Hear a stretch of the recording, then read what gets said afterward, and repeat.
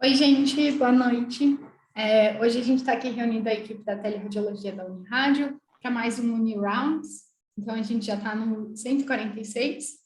Eu sou a Giovana e lembrando que esse é um conteúdo exclusivo para médicos veterinários e estudantes de medicina veterinária.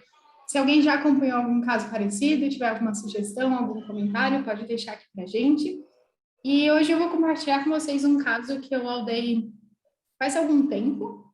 Então, é uma arara canindé de 1 ano, o sexo indefinido, e a gente recebeu esse caso na tele com o histórico de que ela estava prostrada há 2 dias, ela vive em chácara, e ela estava com vômito e regurgitação. Então, as suspeitas clínicas eram intoxicação ou ingestão de algum grupo estranho. E aqui foram as imagens que a gente recebeu. Então, primeiro eu vou falando o que eu vi nas imagens, daí, se vocês quiserem complementar, meninas.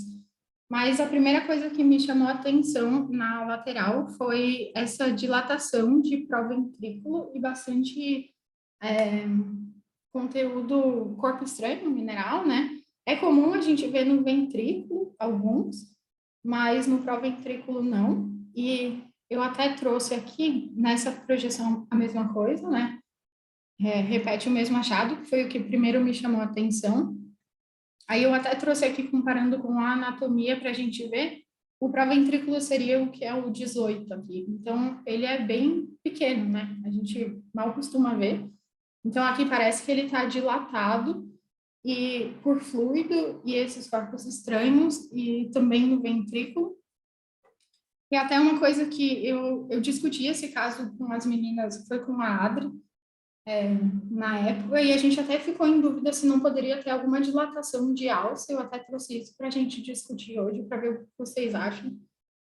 Não tem gás, né? Tem bastante conteúdo fluido nessas alças, mas a gente achou que elas chamam atenção. Mas a gente acabou ficando em dúvida e até eu não escrevi nada sobre elas, mas até queria discutir com vocês o que vocês acham. Então, nas laterais foi isso. Comparando com a anatomia também, agora, na época, eu nem tinha visto, mas eu achei que tem um pouco de dilatação dos sacos aéreos, eu achei que está com bastante gatos, tudo, bastante ar, né? E também tem dilatação do papo, o que também não é muito comum da gente ver. Então, foi isso que me chamou mais atenção. O que me chamou bastante atenção é que eu achei esses corpos estranhos grandes. Geralmente a gente pega eles pequenininhos, né? No ventrículo costuma ter conteúdo mineral pequenininho, assim. Mas eu achei eles grandes, então isso também me chamou um pouco de atenção na época. Então eu trouxe o meu laudo mais ou menos no esquema que a Mari fez o dela. E eu achei bem legal de ver como o meu laudo já teria mudado de lá para cá, assim. Eu nem acreditei que eu tinha laudado isso, porque eu faria bem diferente hoje. Então, eu começo falando as projeções que eu avalio em projeções ortogonais de cavidade celomática. Então, distensão do papo, daí eu tinha colocado por radiopacidade fluido e tecidos moles, hoje em dia eu já nem falaria isso, só falaria que é por fluido. Distensão do praventrículo por fluido, corpos estranhos mineralizados medindo até 0,89 centímetros em praventrículo e ventrículo, segmentos intestinais repletos por fluido, cilheta cardíaca preservada. Aí agora eu acabei não falando da hepática, mas eu colocaria aqui também que está normal. A opacificação pulmonar também é habitual. Fico em dúvida hoje e acho que eu falaria dessa aparente dilatação dos sacos aéreos por gás. Eles não falam nada na clínica, mas eu acredito que ele estava com alguma dificuldade respiratória, né? E até no momento de posicionar, esses animais costumam se agitar também e é comum, né? E que as outras estruturas musculoesqueléticas estavam dentro da normalidade.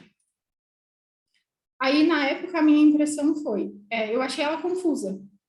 Então, eu reescrevi ela, eu vou mostrar para vocês como eu fiz, mas na época eu tinha descrito como múltiplos corpos estranhos em região correspondente ao ventrículo e proventrículo, associados à distensão proventricular, podem indicar processo obstrutivo, um processo neurogênico ou tóxico, sendo a síndrome da dilatação proventricular um diagnóstico diferencial. Daí falei da distensão do papo por fluido, que pode indicar atraso no esvaziamento e no trânsito gastrointestinal, e que também pode estar associado a causas neurogênicas, tóxicas e obstruções do trato gastrointestinal, e sugerir exame de ultrassom da cavidade celomática para avaliação complementar. Hoje em dia, eu faria uma impressão mais resumida. Eu falaria em distensão proventricular por fluido associada a múltiplos corpos estranhos radiopacos. Diagnósticos diferenciais incluem obstrução mecânica ou síndrome da dilatação proventricular, e que tem distensão do papo em associação, indicando atraso no esvaziamento. Daí sugeriu ultrassom. Então, essa seria a impressão que eu faria hoje. Eu juntaria todas as informações e deixaria um pouco mais resumido. E foi basicamente isso. Aí eu queria ver com vocês, se vocês concordam e o que vocês acham dos achados.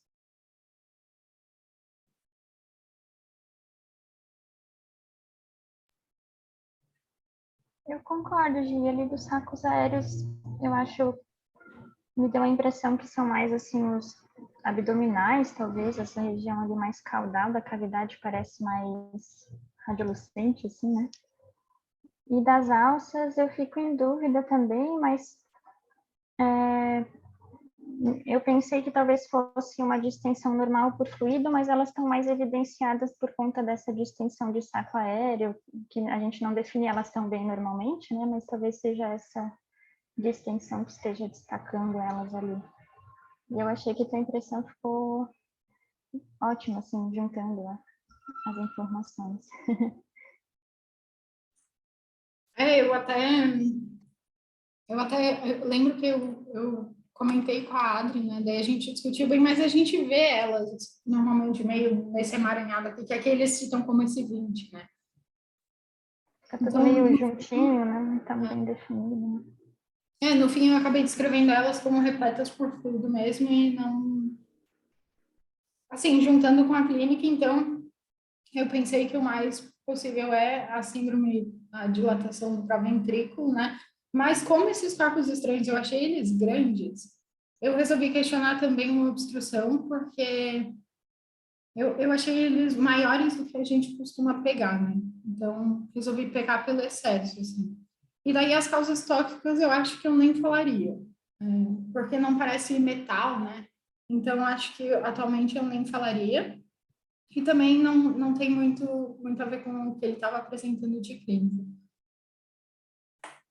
Aí eu trouxe para vocês, eu fui fazer uma pesquisa sobre síndrome da dilatação paraventricular.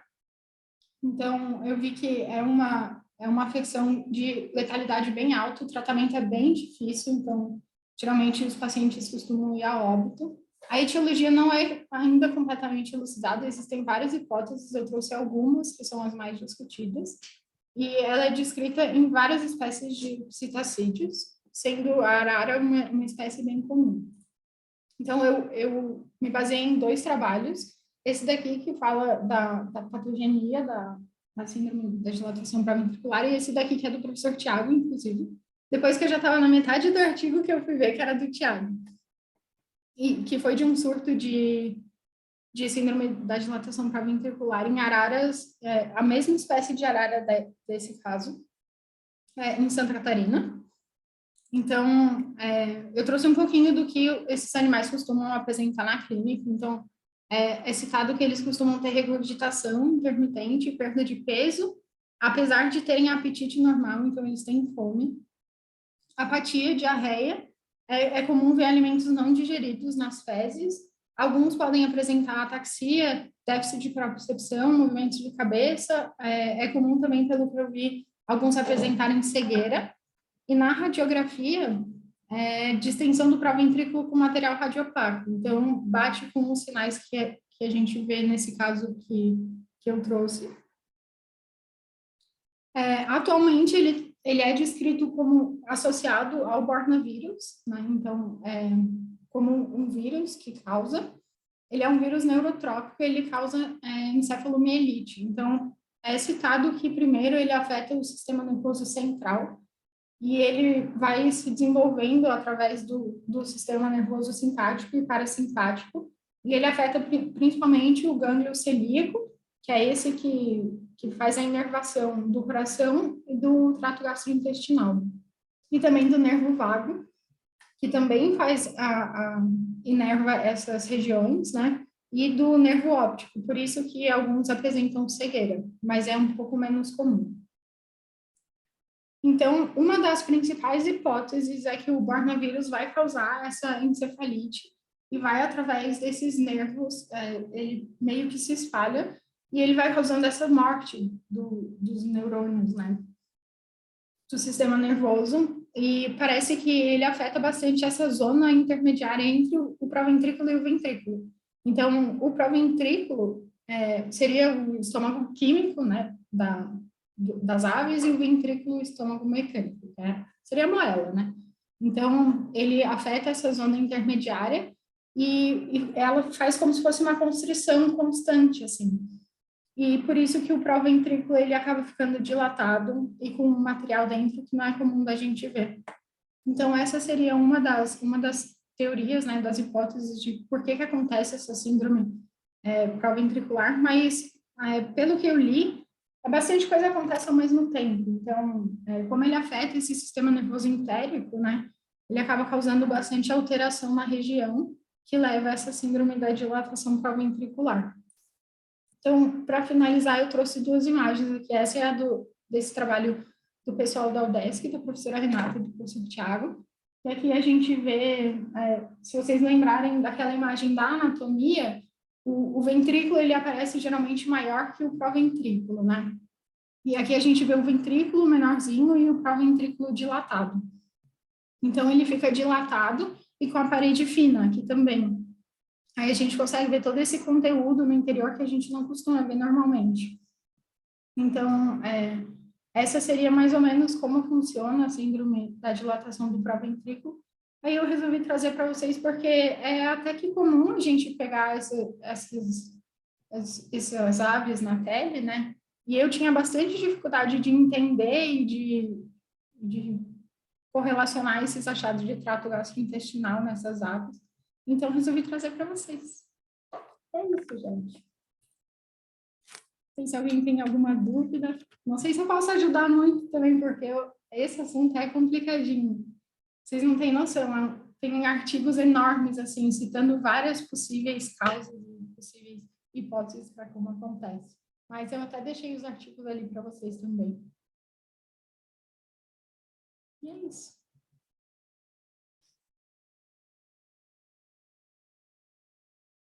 Se alguém tiver alguma dúvida. Eu fiquei pensando só se você tinha comentado do corpo estranho, né? Aqueles coisinhas parecerem maiores. Fiquei pensando, às vezes também se não pode ser porque é uma ave muito maior, né? E às vezes a gente na tela está acostumada a pegar, aparecer uns menorzinhos, né? Mas também não é aquela coisa, não dá para ter certeza se vai passar ou se vai agarrar. Isso é verdade. Geralmente a gente pega, tipo, calopsita, né? Tipo, esses bichinhos menores. Mas muito legal.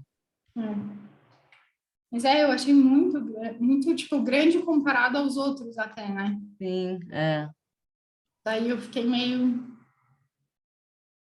Daí eu achei que para os achados cabiam os dois diferenciais, assim. Fiquei meio tenso, né?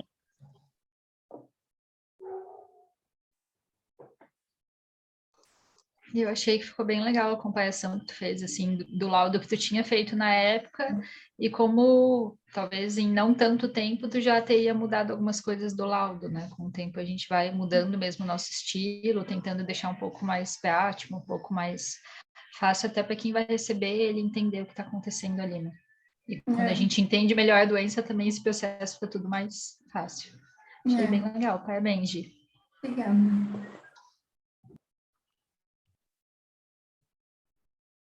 Então é isso, gente. Se alguém que está assistindo tiver algum comentário, alguma consideração, a gente pode passar também o título dos artigos, se vocês quiserem depois pesquisar. A gente pode deixar aqui na descrição do vídeo. E é isso, gente. Obrigada. Boa noite. Bom dia, boa tarde.